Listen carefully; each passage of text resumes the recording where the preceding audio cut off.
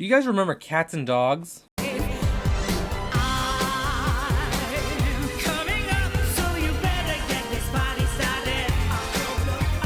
Releasing 3 movies over the course of 20 years with 10-year intervals between each installment. In those 20 years and 3 movies, they managed to cram a lot of lore into this franchise.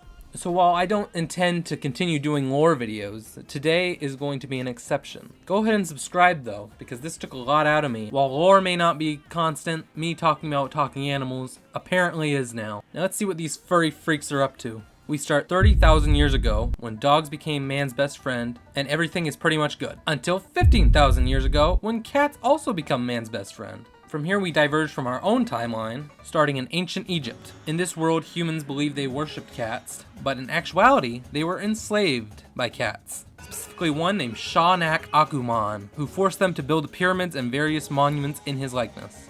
Not long after, the dogs rose up and drove the cats out of Egypt and into the mouths of crocodiles. In the next couple thousand years, dogs and cats each create secret global organizations to stop any threats to their kind or humanity. The dogs create a secret bowl-shaped headquarters at the center of the earth, connected by a high-speed rocket sled system that agents can access through their doghouse, and the cats have a similar underground headquarters connected through tubes hidden in the floor of the agent's cat tree. Professor Charles Brody is working on a cure for a dog allergy and is very close to a breakthrough. The dog agency has sent a veteran dog agent, Buddy, to protect the Brodys from any cats attempting to steal or destroy the cure. One day, Buddy spots a cat spying on the house and goes on a high-speed chase through the neighborhood, ending with Buddy getting catnapped. Following this, Buddy is forced into retirement, meaning the dog agency now has to find a new dog to protect the Brodys. To do this, they send in a group of dogs to a farm where the Brodys will inevitably adopt their next dog. Unbeknownst to the agents, however, an untrained beagle puppy was left unaccounted for and ends up being adopted by the Brodys on accident. The beagle puppy is brought to the Brodys' house and is named Loser. Lou for short, but I will continue to call him Loser because I don't use nicknames. The cats immediately make an attempt on Loser's life by dropping a bone-shaped bomb into the yard, where Butch, another veteran agent, saves Loser, while also discovering he is not an agent and, much to his chagrin, is tasked with training him. The rest of the team protecting the Brody house is Butch, the previously mentioned veteran agent, Peek, the surveillance and technology expert, and Sam, the fat ass. We're also introduced to the cats, led by Mr. Tinkles, a cat who wants to steal the cure and re-engineer it to make humanity completely allergic to dogs, giving cats an advantage in the cat and dog war. Loser's first task as an agent is to defend the house from a group of cat ninjas, and after an extensive CGI fight, Loser manages to chase off the ninjas, but not until after they destroy the kitchen and the ninjas manage to bug the Brody's phone. Loser is blamed for the mess and is thrown out of the house, where he meets the 5th unofficial member of the team, Ivy, a former agent digging through the Brody's dumpster. Following the failure of the ninjas, Tinkles sends in a Russian expert knife-wielding assassin who hides a variety of gadgets and weapons and hairballs he can cough up on command. Butch and Loser team up to fight the Russian while also trying not to be caught by the mother, and are successful in stopping the Russian and allowing him to be taken to HQ for interrogation. The interrogation allows them to find a note sent to the Russian by Tinkles that includes a Christmas tree-shaped logo on the paper. While bonding with the Brody's son Scotty, Loser accidentally destroys the laboratory that's working on the cure, but in a magical turn of events, this manages to complete the cure instead, and thanks to the bug on the Brody's phone, Tinkles learns of the cure and is able to set his plan into motion. The first part of this plan is to send the Brodys free tickets to an exhibition soccer match between Chad and Uruguay. Upon arrival to the stadium, they are gassed and catnapped, with a VHS that demands that cure and its research be delivered to a doc in exchange for the Brodys' lives. In response to this, the dogs assemble the World Dog Council to decide whether they should send the cure to be distributed or to the cats to save the Brodys. Following an impassioned speech by Loser in favor of saving the Brodys, the dogs instead choose to let the Brodys die. Loser objects to the council's decision and unilaterally decides to bring the cure and its research to the cats.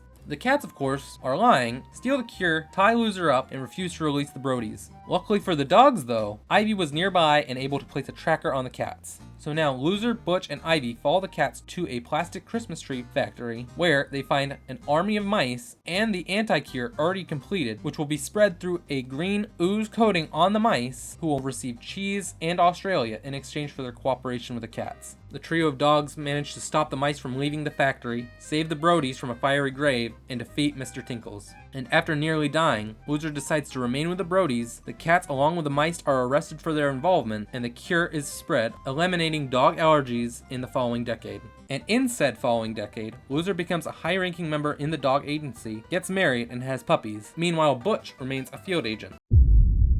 A puppy is brought into a German satellite station and alerts the guard's other dog, who mysteriously looks a lot like Buddy, which leads to both the guard and the guard dog locked out of the satellite station, and the puppy is revealed to be a hairless cat dealing codes to the satellite system. We learn that this is Kitty Galore, aka Ivana Clawyu, a former agent from Meows. Following an accident at a hair removal product factory, Ivana Clawyu is kicked out of her home on Christmas, causing her to become evil and resent humans and dogs, and renames herself after a character from James Bond, whose name translates to plethora of vaginas. Kitty Galore sends a video of her evil plan to release a sound named the Call of the Wild that will cause the dogs to go into a craze, leading to cats becoming the dominant species, with Kitty Galore at the top. Loser assigns Butch to the task of meeting with a pigeon who is a former associate of Kitty Galore. Before this, however, Butch must recruit a former rookie police dog, Diggs, to be his partner on this mission. They head to the meeting point with the pigeon, where they are interrupted by a cat agent, Catherine, sent by Meows to also stop Kitty Galore. The two organizations are now officially partnering for the first time.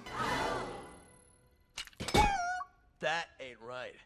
And Catherine will be working with the dogs on the Kitty Galore case. Their pigeon informant leads them to a house where Kitty is known to have operated. Inside, they find old ladies and cats high on catnip. They also find an old accomplice of Mr. Tinkle's. Upon seeing them, this cat sets off a trap, filling the room he and the others are stuck in with kitty litter. Luckily, before they're all suffocated by the kitty litter, one of the old ladies opens the door and is crushed to death by the massive pile of kitty litter.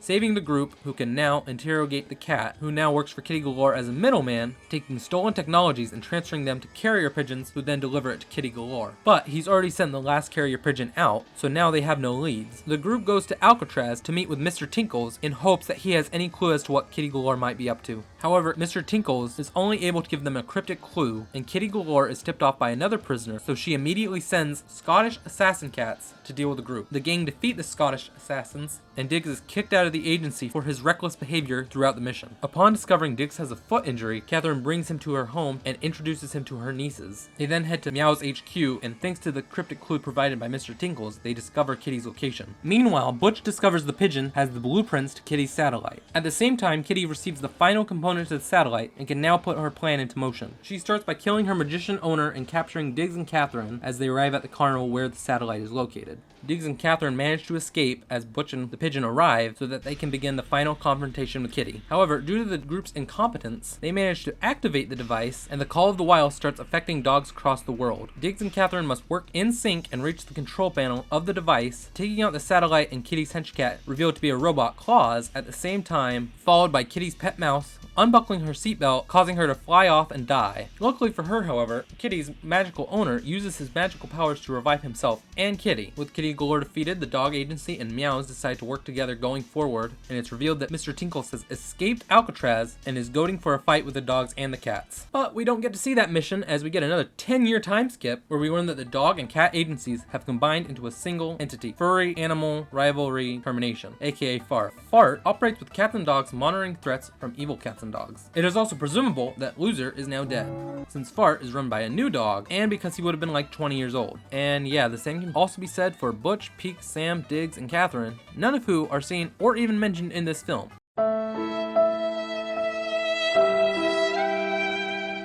But Tinkles and Kitty are both mentioned and implied to still be alive. Who do you think is responsible? We have no idea, but a crime like this has Mr. Tinkles and Kitty Galore written all over it. So that's something.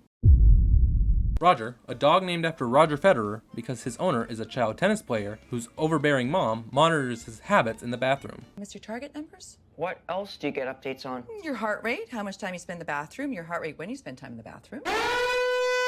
And Gwen, a cat named after Gwen Stefani because her owner is a child guitar player, are our main characters. Roger and Gwen are agents for FART and are working in a monitoring station beneath their apartment building, with another dog, Old Ed, who could have easily been Butch. And today is the first eventful day in their entire tenure at FART, as the entire agency is shut down as they receive a mysterious message voiced by George Lopez, which is followed by a reference to Beverly Hills Chihuahua. Honestly, I thought the laugh was kind of weak. I'm thinking needy with self-esteem issues. Probably a Chihuahua. or smaller. Yes, this is important to me. Go watch that last video. Immediately following the message, a signal is broadcast causing dogs and cats to start fighting around the world, something they have not done in 10 years. Gwen and Roger receive treats that counter the effects of this signal. Owe you an apology. Apology accepted. Ooh, your coat is so soft. And your breath smells like freshly mowed grass. Now that they aren't affected by the signal, Gwen, Roger, Old Ed, and another random-ass dog in their apartment building, named Duke, must find the source of the signal. The source of this signal is a group of irregular pets, including their leader Pablo, a cockatoo, Zeke, the tech specialist lizard, whose feats include hacking a government organization, creating a sound that sends cats, dogs, humans, and various other animals into a craze, and creating a robot dog suit. They're also joined by a ton of other various animals, including a tarantula, and these pets form pets with out of the ordinary pedigree or poop. During their investigation, the FART agents follow various leads that all really just turn out to be dead ends, and one that is just a Tesla marketing opportunity. But towards the end of the movie, Old Ed is, I don't know, bird napped? Okay, I'm breaking for a bit here, but for some reason, they say the animal that does the napping instead of the animal being napped. So like in the first movie, when Buddy and the Brodies are kidnapped, it's referred to as cat napping instead of dog napping or human napping. Anyway, Old Ed is bird nap. The gang manages to follow the ice cream truck by listening for the sound of dogs howling at the ice cream truck song, which was established at the beginning of the movie in a scene that immediately precedes a scene with a German Shepherd agent who could have easily been Diggs, but instead they opted for a Patrick Warburton impressionist. Little small for an agent.